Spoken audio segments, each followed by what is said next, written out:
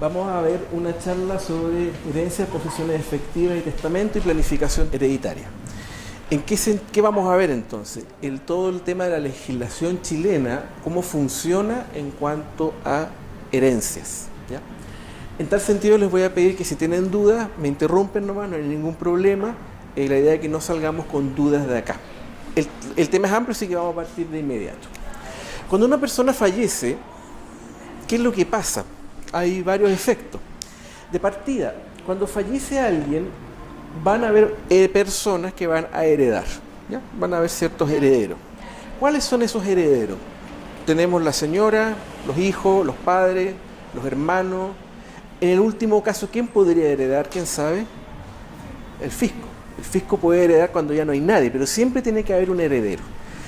Hay un orden para heredar. ¿Quién hereda primero? ¿Quién hereda después?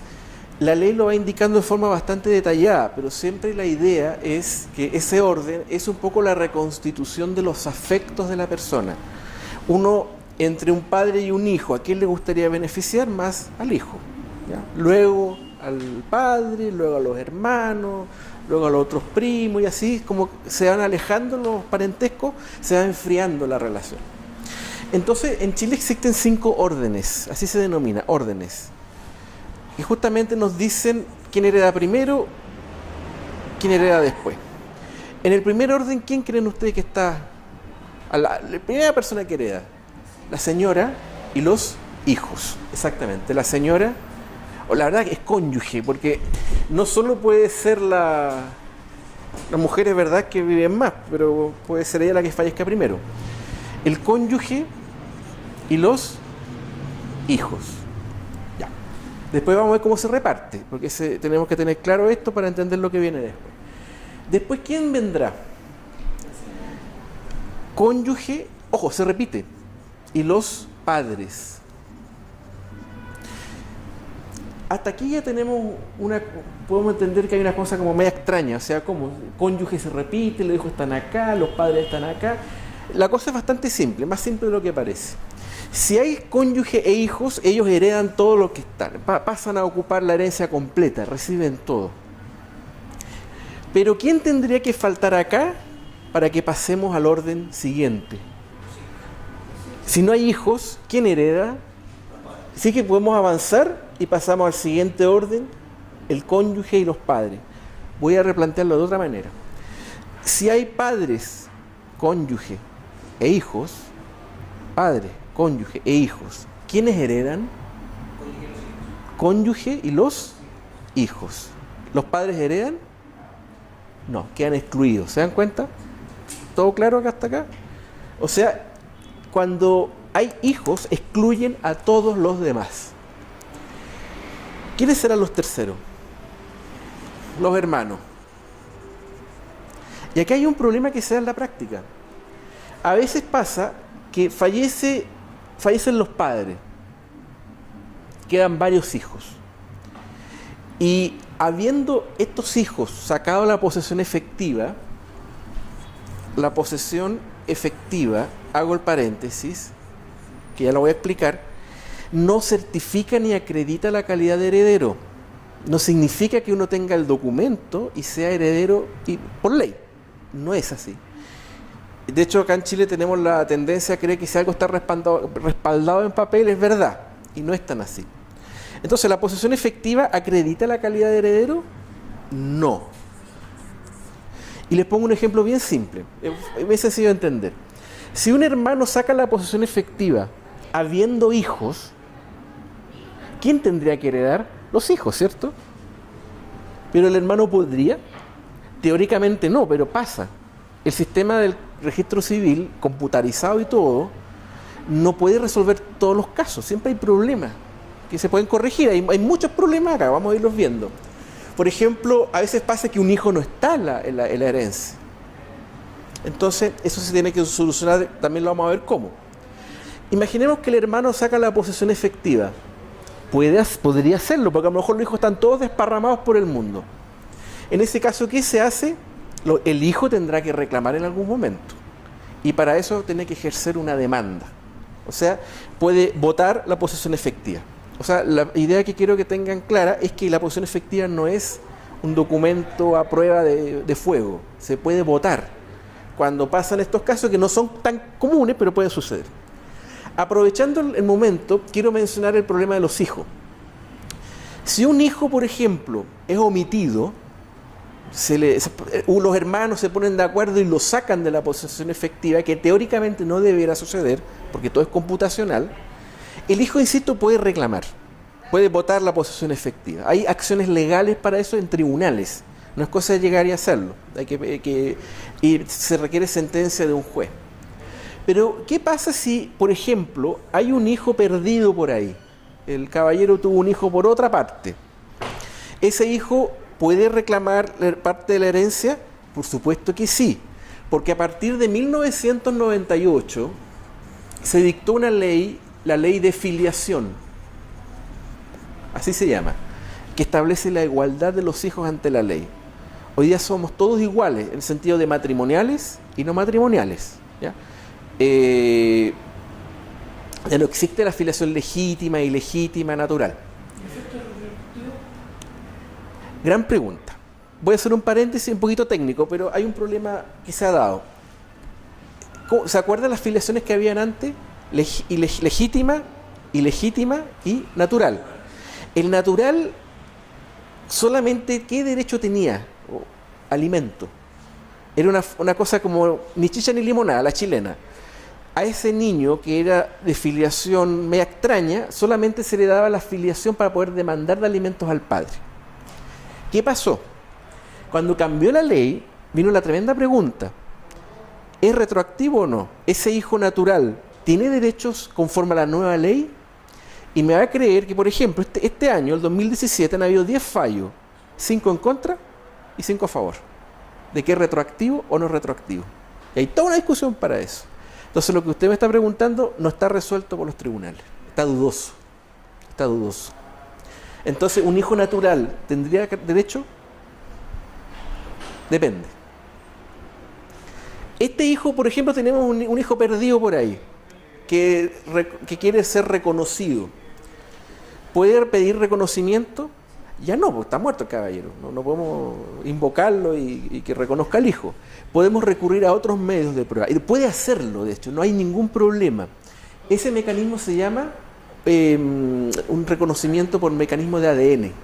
Hay que desenterrar el cadáver, sacarle una muestra y en base a eso reconocer al padre. Con eso, ¿qué es lo que pasa?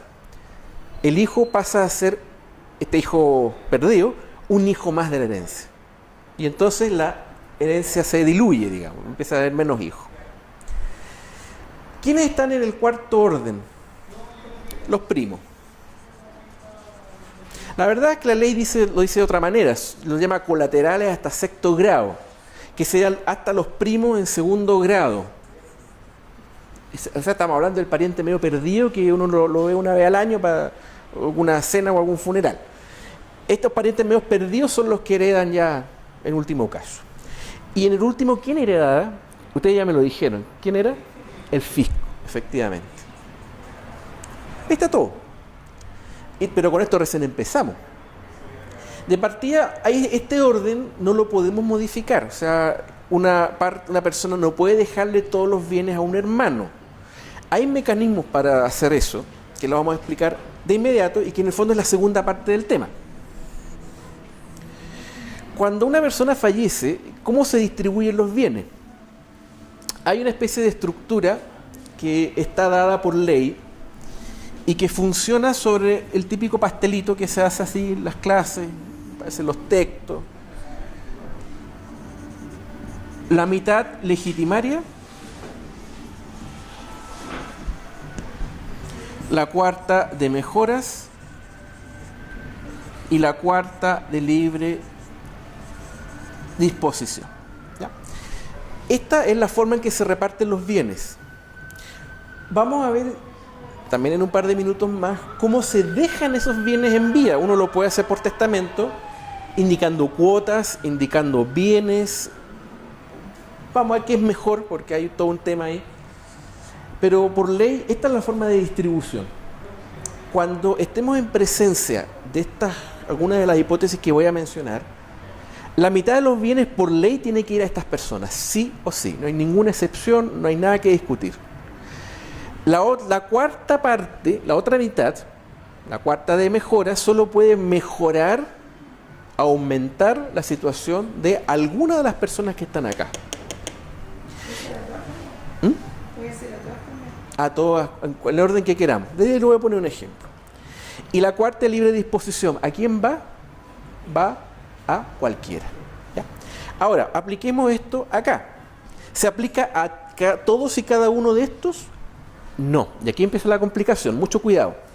Estos caballeros, ¿cómo se les denomina en general? Herederos. Todos ellos heredan. ¿Pero qué escribí abajo? ¿Escribí mitad hereditaria o mitad legitimaria? No es lo mismo. El punto está, no se me caiga esto, que de los que están acá en rojo, cuando estemos en presencia de alguna de estas personas, ¿quiénes eran? Cónyuge, padres e hijos. Ahí se forma esta pelotita. Solo en ese caso los bienes obligatoriamente se distribuyen así. Solo en ese caso, cuando hay cónyuge, señora e hijos. O sea, si yo escucho que hay señora, cónyuge o hijos, por ley la mitad tiene que ir para ellos. Por ley. Pueden la persona que fallece poner en un testamento, le dejo todo a mi hermano, si hay cónyuge, señora o hijos, por ningún motivo. Por ningún motivo. No puede, porque esto es por ley. Este fue un invento del redactor del Código Civil, Andrés Bello, que está a la media, ahí está la estatua. Cuando hay hermanos o primos, por ejemplo, ¿cómo se pueden distribuir los bienes? Como quieran. Hay plena libertad. Entonces, si se dan cuenta, reitero la idea, cuando hay señora, hay hijos o eventualmente padres, por ley tiene que distribuirse los bienes así. Me refiero que al menos la mitad tiene que ser para ellos. La cuarta de mejoras va a incrementar o mejorar, por eso se llama mejoras, alguno o cualquiera de los legitimarios. Aquí está el padre, la madre, el hijo, la señora. Y la cuarta de libre disposición, ¿para quién va? Ahí va para cualquiera. Entonces, por ejemplo, si hay cónyuge e hijo, ¿le puedo dejar algo al hermano?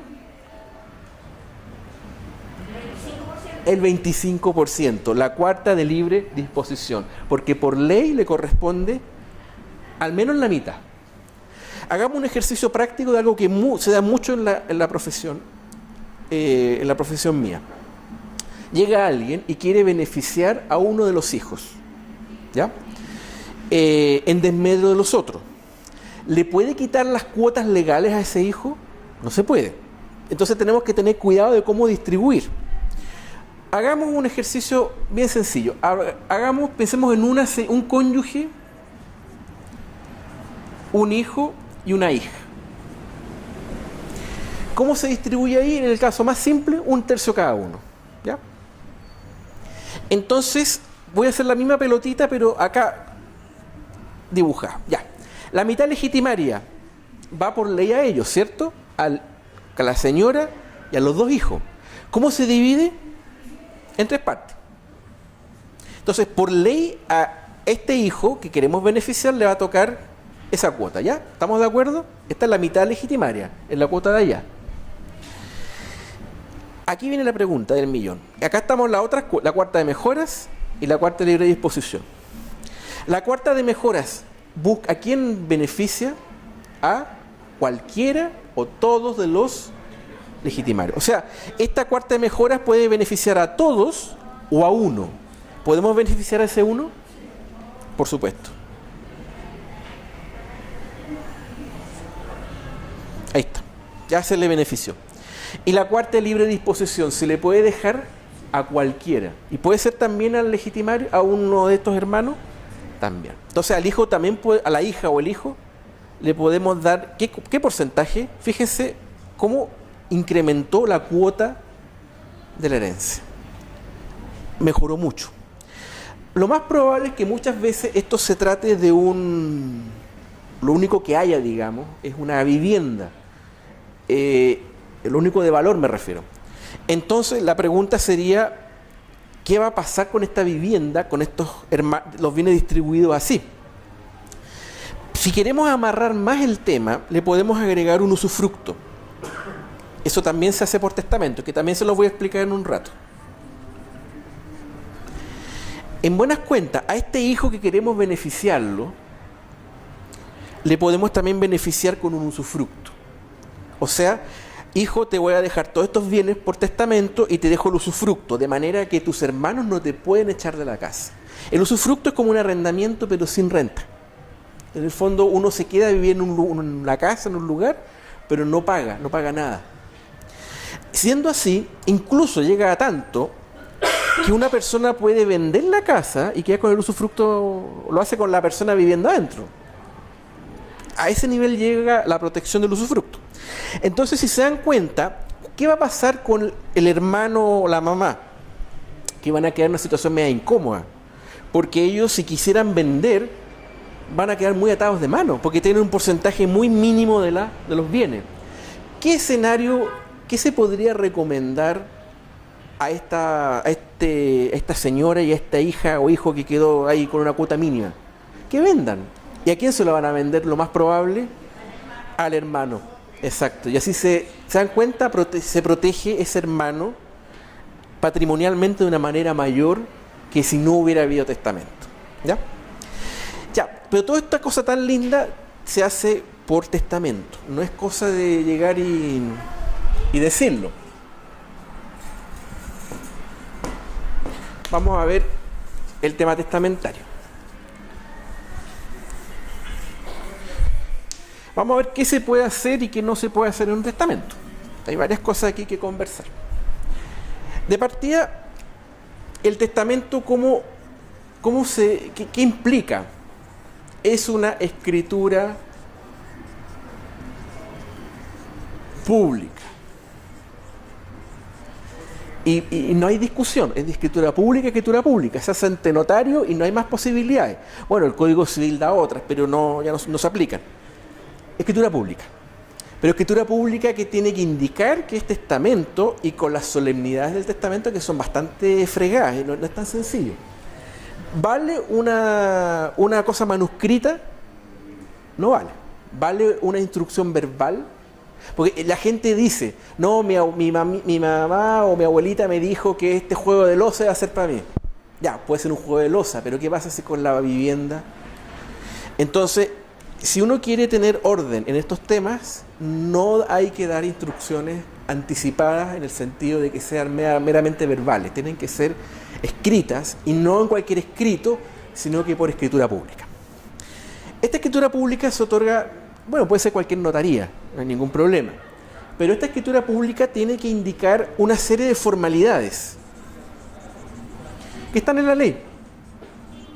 Y son bastante lógicas, no son tan extrañas. Dice, en el fondo indican, yo, Carlos López, estando en mi sano juicio, de profesión abogado, nacido en tal ciudad, indicando los matrimonios que he tenido, los hijos, vengo a declarar que esta es mi última voluntad de testamento. 1, 2, 3, 4, 5, 6, y ahí se va enumerando. ¿Ya? Y ahí, ¿cómo se distribuyen los bienes? Pueden hacerlo en cuotas, que es lo más cómodo. Le dejo todos mis bienes a mis 3 hijos. O le dejo la mitad de de hecho, hay como formularios de los testamentos, son muy parecidos.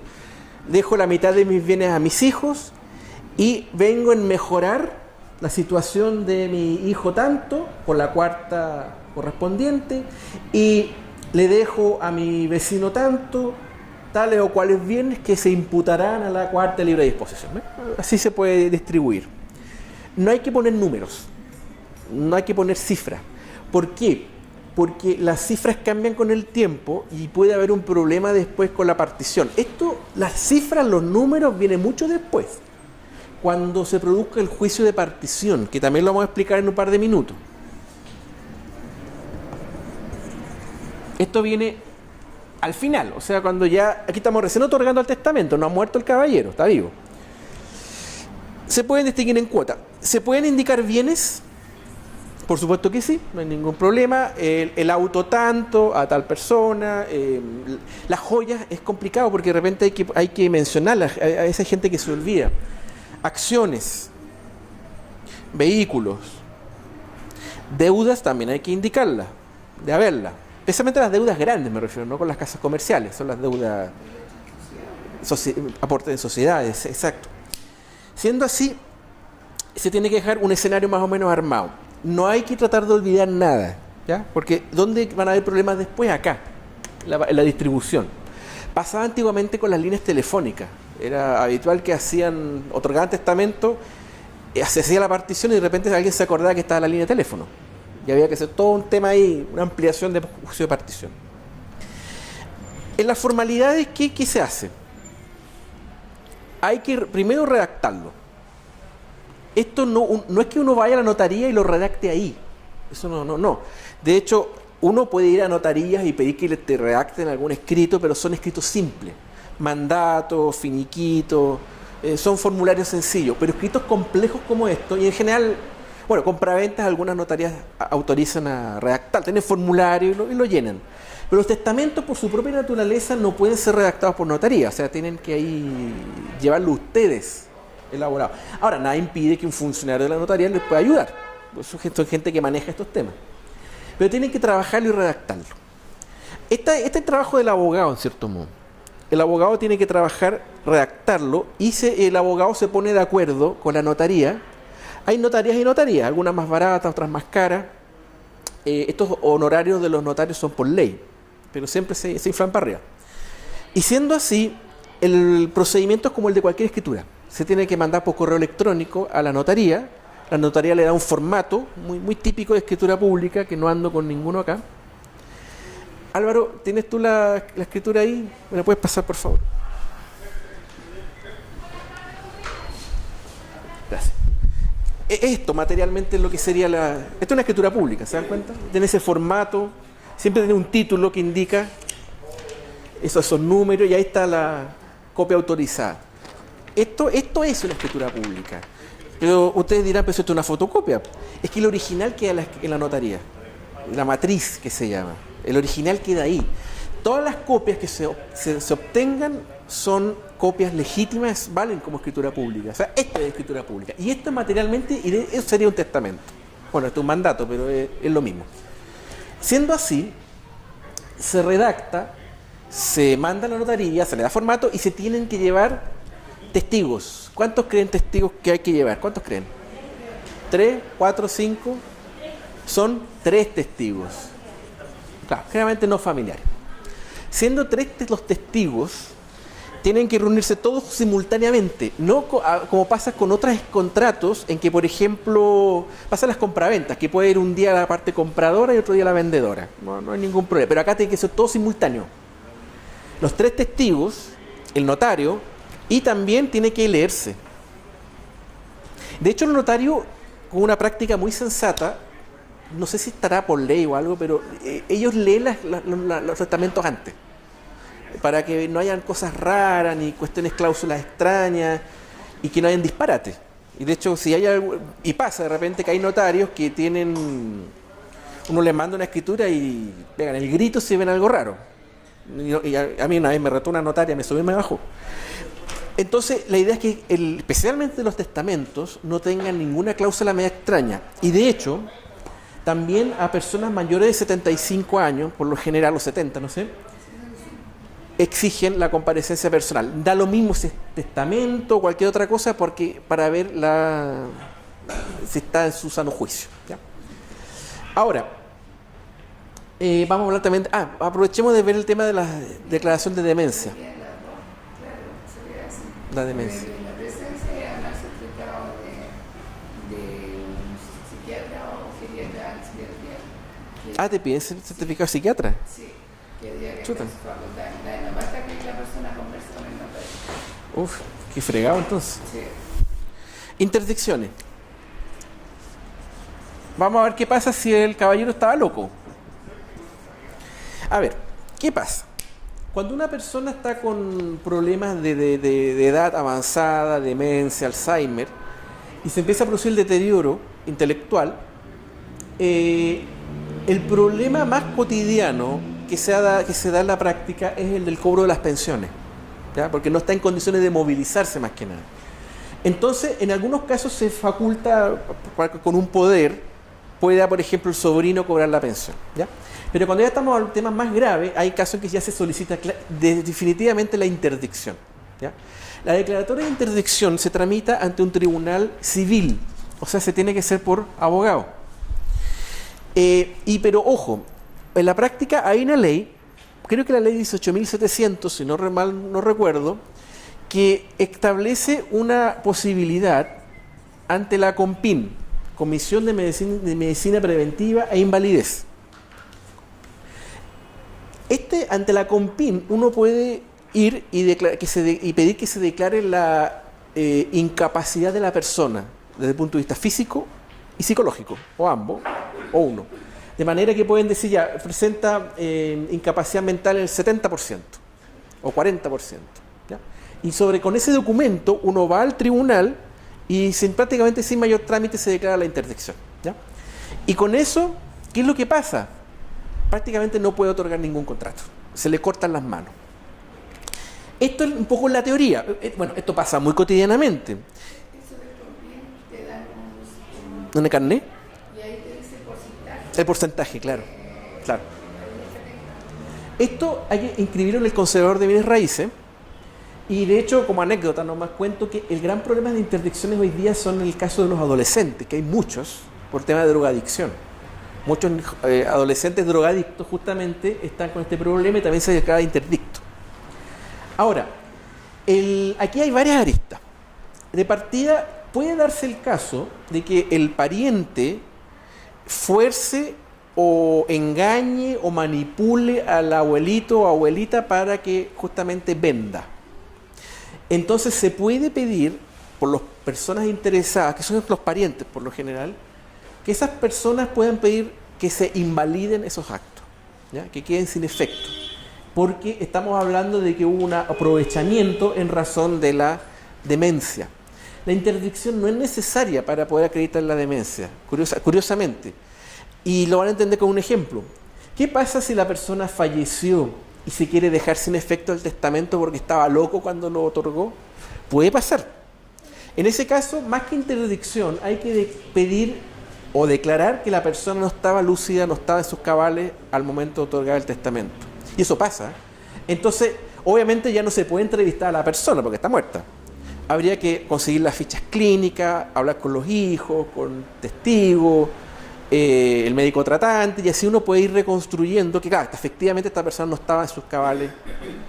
Las enfermedades degenerativas mentales son bien complicadas porque es muy dudoso en qué momento empieza el corte, digamos, en qué momento no está en condiciones de administrar sus bienes.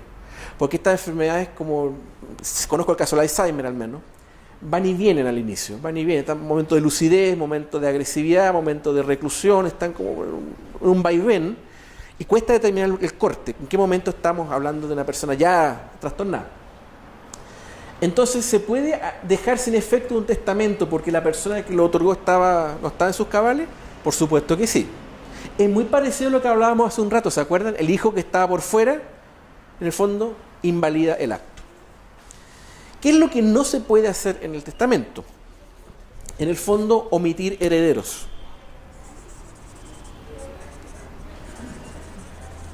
O sea, si quieren hacerlo, háganlo. Pero, ¿eso significa desheredamiento? No.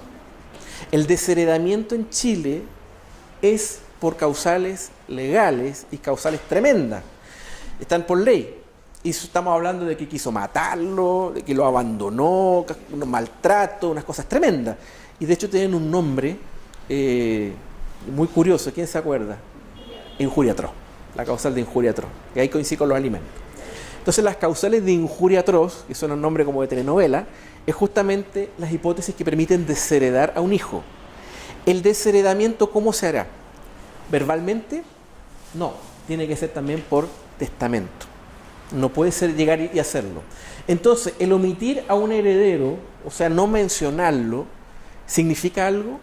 Absolutamente nada, porque por ley se le tiene que respetar la cuota que le corresponde por ley, ¿ya? Dígame. Sí, heredero indigno, sí. Ya, Sí, sí, indignidad.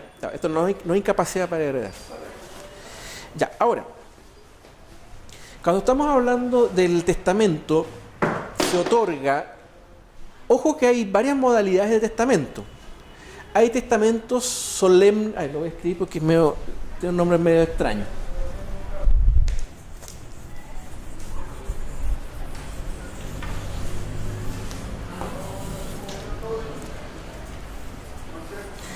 Hay un testamento abierto. Ese es el testamento que les acabo de mostrar. Esto es un testamento abierto. Es una escritura pública común y corriente. ¿Por qué se llama abierto? No es que se abra así, es porque simplemente es una escritura que es pública. O sea, cualquiera puede ir y pedirla. No hay ningún problema. No es secreta. Porque habrá testamentos secretos. En cierto modo sí, pero más que secretos, son testamentos cerrados. El testamento cerrado es un sobre cerrado.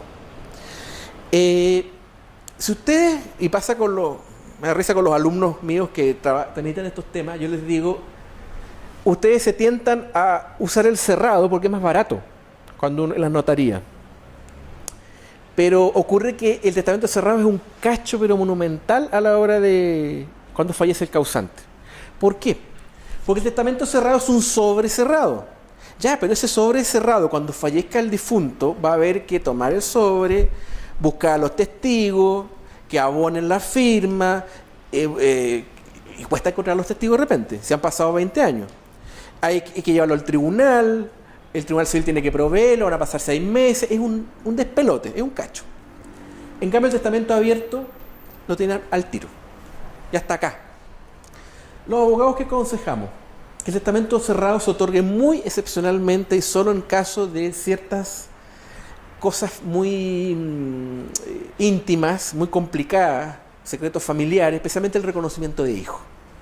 Ahí, que quieren que no se sepa y que el despelote después. Entonces el testamento cerrado lo posible no otorgarlo. Hay un testamento que lamentablemente se ha dado para muchas interpretaciones, muchos problemas y abusos. El testamento verbal. El testamento verbal se da en aquellas circunstancias en que hay grave peligro para la vida de la persona que otorga el testamento y que no alcanza a otorgar ir a la notaría. Me da, por ejemplo, un infarto cardíaco y me caigo y digo, ya, imposible llamar al notario o que yo concurra, voy a decir ante ustedes, mis testigos, declaro que mi última voluntad sea tal. Y me muero. Ese testamento verbal requiere 3 testigos. El problema es el siguiente. La gente mala, que sabe leyes, porque ha pasado lo siguiente. Está el abuelito en la clínica, está agonizando, dejó todos los papeles ordenados, dejó el testamento, y los sobrinos, cuando fallece, los sobrinos salen y dicen, bueno, las últimas palabras del abuelito fue que revocaba todo el testamento y lo dejaba todo a nosotros. Y ha pasado. Porque mientras se cumplen los requisitos legales, es testamento. Y ha sucedido. La Corte Suprema, que es el tribunal máximo que tenemos en Chile, ha dicho, hay un fallo que fue tremendo, dijo, aquí es evidente el fraude de los herederos, pero no podemos pasar a llevar la ley. El juez, es un gran problema que está en la práctica, los jueces tienen que resolver sobre la base de los antecedentes que tengan, no sobre la realidad que ellos pueden conocer por fuera. Entonces esto no es como las películas, que uno es el bueno y otro es el malo. No, las cosas son mucho más borrosas de lo que uno cree. Cuesta mucho de repente interpretar algunos casos. Los penales, por ejemplo, es tremendamente difícil. Entonces, mientras cumpla la ley, bueno, tiene que cumplir la ley, está todo bien. De hecho, si un juez no cumple la ley, comete un delito. ¿Qué delito será? ¿Quién, a ver, ¿saben derecho acá? Cuando el juez no aplica la ley. Prevaricación. Es delito de prevaricación. Ya, entonces, estos testamentos, ¿cuál es el mejor, digamos? El más bueno, el abierto. En la notaría, ustedes lo otorgan. ¿Se puede revocar este testamento? Por supuesto, ningún problema. Pero las cosas no terminan acá. Hay más problemas. Hay una cosa que es muy cotidiana y que es una pillería que hace la gente para poder dejar o beneficiar a uno de los herederos. La famosa venta en vida.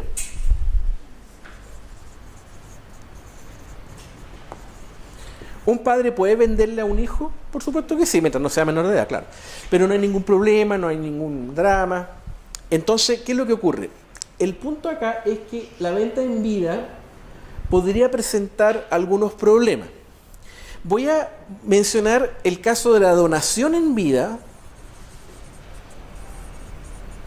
para que por contraste entendamos después la venta. ¿Ya? A mí se me hace, por un tema pedagógico, es más fácil entender esto y luego esto. Van a ver las ventajas de la venta. ¿Se puede donar en vida? No vender. ¿Donar a un hijo? Por supuesto, entréguele todo. Pero la ley dice una cosa muy justa. Muy justa. A ver, la ley dice, donar a cambio de nada es sospechoso para la ley. En la vida la gente tiende a ser egoísta. Por consiguiente, si una persona le dona en vida a un hijo, no solo tal vez por amor, sino que también porque quiere perjudicar a los otros hermanos. Entonces la ley autoriza a invalidar la donación. Se puede hacer. Es curioso, pero se puede hacer. ¿Quién se acuerda cómo se llama la acción? No. Acción de inoficiosa donación. ¿Y el procedimiento por el cual se incluían los bienes? ¿Cómo se llaman? Se agregan imaginariamente los bienes. Los acervos imaginarios. Primer y segundo acervo imaginario. Ya. Ahora, ¿se puede invalidar la donación? Se puede invalidar la donación. O sea, queda la escoba. Solución, la venta en vida. ¿Se puede vender al hijo? Por supuesto, no hay ningún inconveniente. Va a haber un problema con esto. La plata. A veces sucede que Impuestos Internos para las antenas y dice, ¿de dónde es una estudiante universitaria que no tiene ingresos, acredita 20, 30, 40 millones de pesos? Y pueden haber líos tributarios ahí. El otro problema es que, o más bien la solución, para decirlo de inmediato, es que una modalidad que se utiliza bien curiosa, renta vitalicia. Esta es la forma que yo les sugiero hagan la compraventa en vida, el de la renta vitalicia. En el fondo implica que se vende el inmueble, la vivienda, pero el precio, como se supone que el beneficiario no lo puede pagar en su integridad porque no tiene ingreso, va a comprometerse a pagar una renta mensual. Una renta mensual de, por ejemplo, 200.000 pesos. Es como si fuera un arriendo. Y se dan cuenta igual que la renta vitalicia de la AFP, la misma lógica. Uno entrega toda su jubilación a la AFP y la AFP le entrega una suma mensual hasta el día que muera. Puede ganar o puede perder, pero y ahí está lo aleatorio. Entonces la renta vitalicia es la forma que se utiliza para este tema. ¿Lo has hecho ya? Sí, pero con mutuo. Con mutuo también. Mutuo le hago la venta, pero le hago un mutuo que se compromete en un año, que contra un año, empezar a pagar cuotas de tanto. Claro, y ahí le transfieres el bien y no hay ningún problema. Y nos sacamos el problema de tributario que podría haber eventualmente, de simulación. Dígame. El valor de venta tiene que ser el valor, digamos, común que se vende en los bienes del mercado. No, puedes fijarlo las partes, ver el valor fiscal. Yo no sé cómo estará ahora. Lo que pasa es que tú tienes que tomar el valor fiscal, pero siempre agregar unos 3 o 4 millones más para que no te cuestione impuesto interno.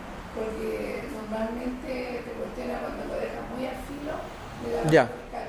Perfecto. Cuando le pones unos millones más, no te lo cuestiona. Perfecto. Porque se supone que los alveolos son variantes, entonces se lo rebajó, pero nunca se lo dejó al mismo. Perfecto. Claro. Entonces hay que dejar el valor comercial en cierto modo. Pero Más alto, más bajo. Ya. Si vale 20, por ejemplo, va comercial y el valor fiscal son 10, tú le pones unos 13. Perfecto. Para que así no te cuestione. El padre, por ejemplo, le puede vender a un hijo, por ejemplo, 1.000.000 de pesos, por decir algo, por cobrar simbólicamente algo. Es que ahí puede haber problemas legales con los demás hermanos, indicando que el tema era que se llama lesión. Lesión. No hay problema. Ahí da lo mismo. El valor tiene que ser igual o superior a la valor fiscal. Ahí yo no sé si eventualmente la notaría lo podría objetar. E impuestos internos también. Porque un precio muy bajo sería un precio, digamos, más bien evasión tributaria. Sí. de frentón. Yo siempre le pongo un poquito más alto de la verdad. Ahora, ojo, una cosa es poner el precio y otra es pagarlo. Yo, de hecho, el tema de los papeles y los montos, en este tema yo no creo que sea tan relevante. Lo que es relevante es las sociedades, las empresas. Cuando las empresas tienen que constituir un capital X, a veces inflan los números y se les disparan las patentes, se les disparan los impuestos. Entonces ahí es más cuidadoso. Yo diría que acá no tanto. Hay que poner la cifra que corresponda, no importa que no se pague. O usar esta otra modalidad, que es más cómoda y evita menos problemas. No importa que no se pague. No importa que no se pague el precio, claro. No. Es una venta simulada. Sí. Ahora, la palabra simulación, que suena muy fea, hay muchas cosas que se simulan. La simulación es la herramienta que tienen más bien los otros hermanos. Porque los hermanos, cuando vean, por ejemplo, bueno, acá tienen un mecanismo legal, la acción de inoficiosa donación, la acción de reforma de testamento, la acción de petición de herencia, hay varios mecanismos. Acá es donde puede quedar la escoba. Porque si hay un hermano que en el escenario más complejo está viendo que un hermano recibió en vida un precio irrisorio, un bien inmueble, se le batea encima por esto y también por esto. Y más encima esto puede ser delito penal. El otorgamiento de contrato simulado es delito. Lo lleva a la fiscalía y queda a la escoba. Lo denuncia impuestos internos y hay un desastre. Entonces hay que hacer una planificación mínima de este tema. No hay intención de comprar. No hubo intención de compraventa, hubo intención de qué? De perjudicar a los demás herederos o bien de evadir impuestos. Entonces, y de hecho la planificación tributaria está muy reducida ahora por la reforma tributaria, entonces todo un tema. Hay que tener mucho cuidado con esto. De hecho Sandra es colega y corredora de propiedades, así que es experta en materia de inmobiliaria, por si desean hablar con ella después. Ahora,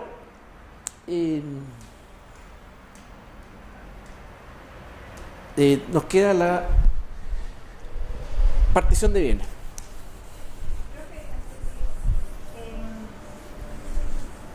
Un testamento puede estar hecho a una persona, un testamento así, en caso de que ya no exista esa persona, después de que yo fallezca, dejar un segundo, bueno, no. Sustitución se llama. Sí, de todas maneras, hay muchas modalidades de sustitución.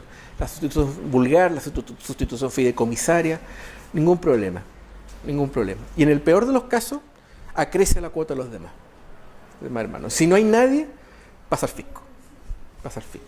A ver, una pregunta con lo que hemos visto hasta ahora. Si tengo dos hermanos, ¿cómo distribuyo la cuota? ¿Tengo que dejarle la mitad por ley a los hermanos o no? No, pues hay que ser diferente. ¿A quiénes les correspondía por ley la mitad legitimaria? ¿Se acuerdan? Al cónyuge, a los padres y a los hijos. Padres, hijos y cónyuge, claro. ¿Le corresponde, por ejemplo, al hermano? Al hermano no. O sea, si hay dos hermanos, ¿se le puede dejar todo a un hermano y nada al otro? Por supuesto que sí. Si la cuota que yo le estoy explicando solamente para los cónyuge, ascendiente, descendiente. ¿Eso cómo se llama ese grupito de personas? Legitimario. ¿El hermano es legitimario? No es legitimario. Por consiguiente, se distribuyen los bienes como quieran. Entonces, ¿le puedo dejar una cosa al primo y otra al hermano? Por supuesto. Ahí hay libertad, ¿se dan cuenta? Plena libertad. ¿Ah? Como quiera. Ahora, voy a hacer una pregunta más compleja. Hay cónyuge e hijos. Estamos en la pelotita, ¿ya? Mitad para ellos. ¿Le puedo dejar algo al primo? Lo que dice usted. ¿Cómo? Con la cuarta de libre disposición. Hay que imputárselo a la cuarta. No hay hermano, hijo ni cónyuge, ahí podría uno dejarle directo a todos. Exactamente. Lo que los alumnos aprenden demoran 2-3 meses, te lo dijo en 10 minutos. Es verdad. Ahora, juicio de partición.